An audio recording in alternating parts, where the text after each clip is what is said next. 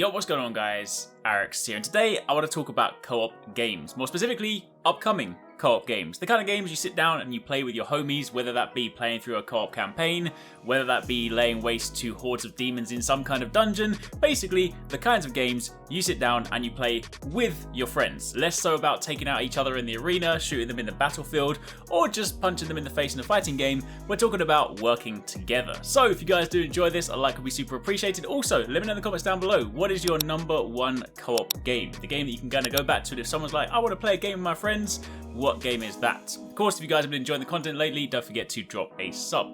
So, let's start off by talking about Dying Light 2 Stray Human. Of course, the sequel to Dying Light #1. Techland have confirmed that this will offer 2 to 4 player co-op gameplay, so you can of course play through the game with your friends and basically avoid being eaten alive by zombies. Dying Light was actually a lot of fun for somebody like myself that doesn't normally like zombie style games.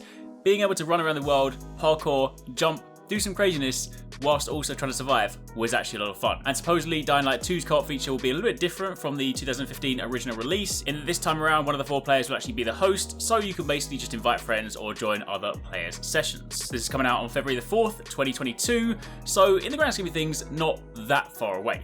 Next up on the list, one for the comic book fans, of course, Gotham Knights. This is an action role-playing game set in the open world of Gotham City. The game, of course, features 4 playable characters: Nightwing, Batgirl, Robin, and Red Hood. Each character has their own unique playstyle and abilities. For example, Robin can teleport via the Justice League satellite, things like that. And while it can be played solo, the game also features a 2-player cooperative multiplayer mode where the second player can drop in and out at any time without affecting the other one. Players can then level up their characters, but enemies will also automatically level up along the way. You also have a bat cycle to explore the city, which is kind of cool. Current release date for this one is 2022, but do keep in mind it is DC Fandom this weekend, so hopefully we'll have some more details. In fact, maybe by the time you guys see this video, we might already have those details. If so, keep it locked, we'll speak more soon. Platforms for this one, PlayStation and Xbox.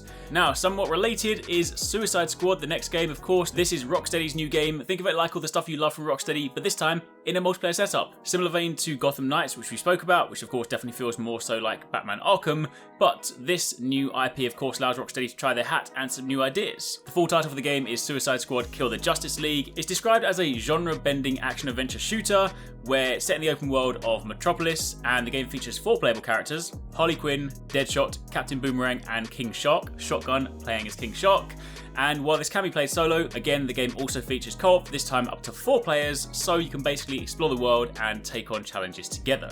This is also slated for 2022. Again, more information should be dropping this weekend, so keep it locked for more from DC Fandom and more on the channel. Platforms for this one, PlayStation, PC, and Xbox. Next on the list, if you want your sort of zombie-esque fix with Rainbow Six, we of course have Rainbow Six Extraction. This time it is a co-op version, co-op mode. This is not conventional Rainbow Six where it's about taking out other players. Rainbow Six Extraction is a cooperative multiplayer game that can support up to 3 players. In Extraction, the idea is that you need to infiltrate an alien-infested location and complete objectives, such as collecting samples, extracting materials from computers, and gathering intel.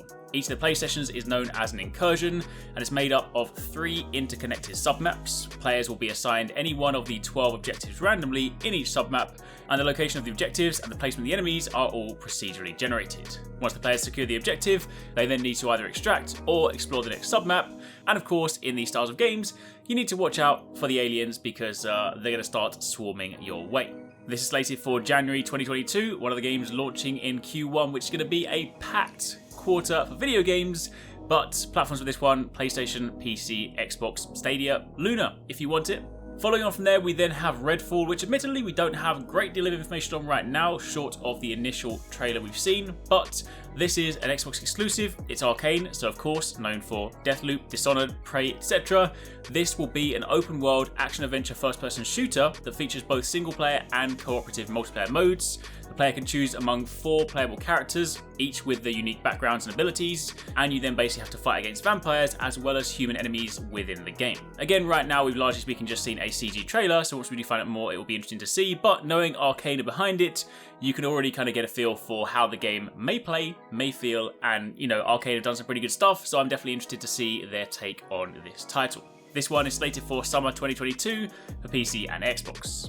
Next up, one for the dungeon crawling fans, Diablo 4. It needs no introduction. It is Diablo, of course, dungeon crawler, action, role-playing game, developed by Blizzard, and of course this is the 4th title in the series. I am a massive Diablo fan. I've played all the Diablo games, and this one is definitely shaping up to be pretty nice. Currently, no release date for this one, but they are frequently dropping developer updates. They're showing off little sort of snippets of gameplay, showing new things. Of course, the game has some of the familiar classes. You've also got this massive open expansive map. You even have mounts this time around. So there's definitely some fun new gameplay elements, but the most enjoyable thing about Diablo is playing it with your friends. Yes, of course you can play it solo, but I love playing Diablo in co-op, so being able to roll through the dungeons as either a barbarian, sorceress, druid, or rogue, currently they're the class they've spoken about, it's going to be a lot of fun.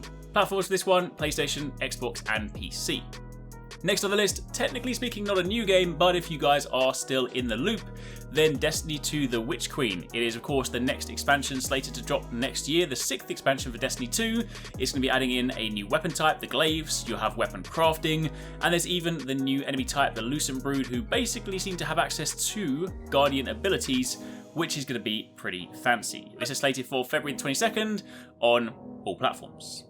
Following on from there, of course, I can't talk about co-op games without mentioning Monster Hunter, of course. Monster Hunter Rise Sunbreak, slated for summer 2022 for both PC and Switch simultaneously this time, which is going to be awesome, so pick your platform of choice. Of course, need I say more, it is the expansion to Rise. From the trailer we've seen so far, it is a vampiric sort of theme, dark gothic castles, think Castlevania, and Monster Hunter. The only monster we've seen so far seems to be some kind of vampire dragon, so if that's anything to go by, then I'm excited for the future. But regardless, we know from an Ultimate expansion it means we have Master Rank, it's going to mean more monsters, new armor, new weapons, new hunter arts, basically more of what we like. So, Monster Hunter Rise Sunbreak, it's going to be a great co-op experience. Following on from there, Forza Horizon 5, which is one that I'm excited for, partly because I love the Forza series. I've got a personal connection to it. Depending on how long you guys have been on the channel, some of you guys might remember this, but before I started YouTube, I used to work at Microsoft and I worked on the original Forza Horizon. I'm actually in the credits, somewhere around 10 minutes into the credits.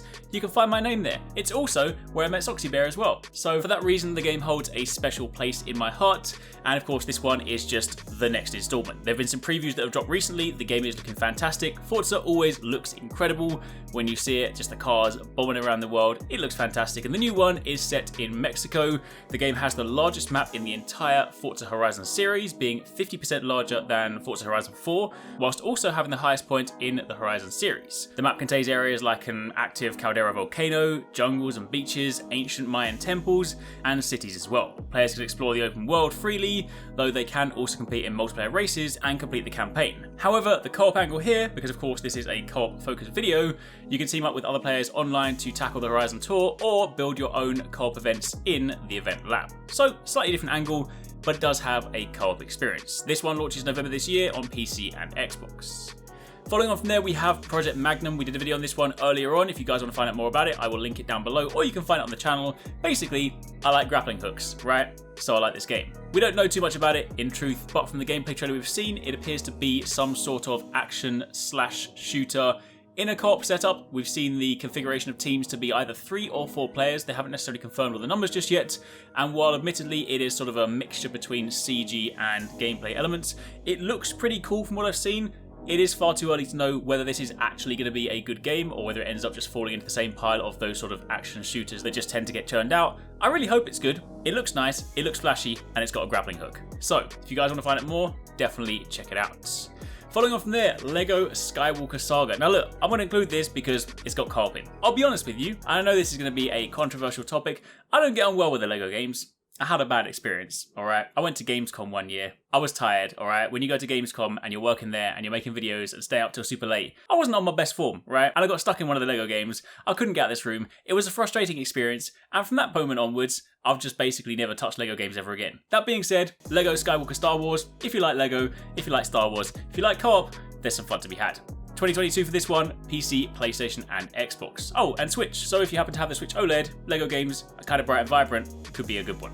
Following on from there, CUPHEAD Delicious Last Course. This is the upcoming DLC for CUPHEAD. Hopefully you guys know what CUPHEAD is. It is hard as nails. It's like 1930s Disney, Mega Man, and a vat of acid combined into one trippy experience. And this time Miss Chalice is being added as the 3rd playable character with unique abilities. Release date for this one is simply when it's ready, coming to PC, PlayStation, Xbox, and Switch.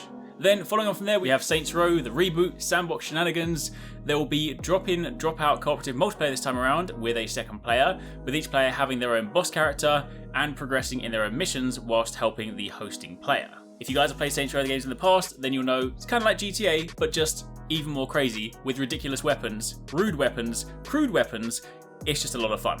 I enjoyed the previous Saints Row games. In fact, way back in the history of the channel, we did some Saints Row 3 videos. It was a long time ago, but regardless, we used to cover that game. This one is coming out February 2022 on PC, PlayStation, and Xbox.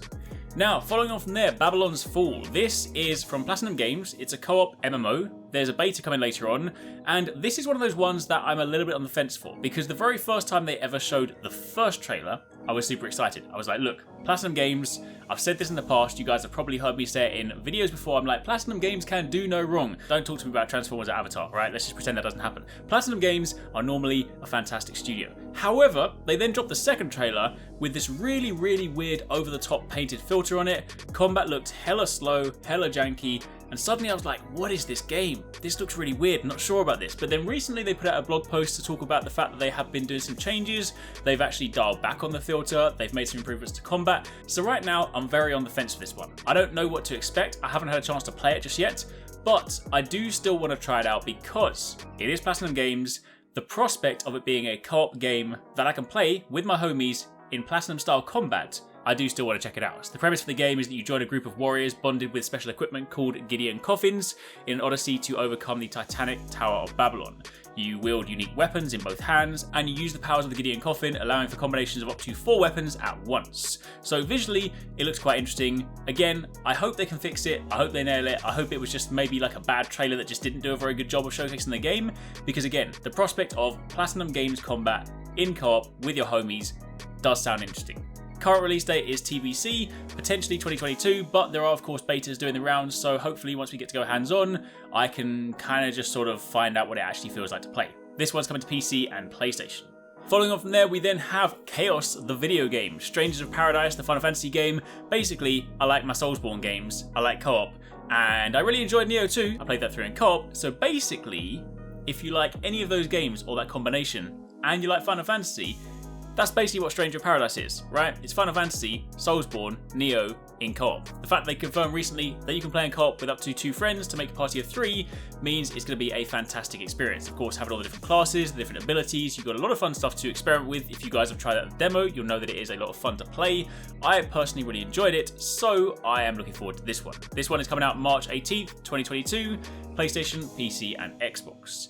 And then for the final game on the list, we have Halo Infinite, which again, it's Halo, it should need no introduction. It is however worth noting that while this does have a co-op campaign, it won't be at launch, which is kind of annoying because Halo co-op campaigns are always so much fun. They announced that 2 of the much loved modes that players have been looking forward to have both been delayed. Campaign co-op won't hit the shooter until Season 2 at the earliest, which means it's about 3 months after launch.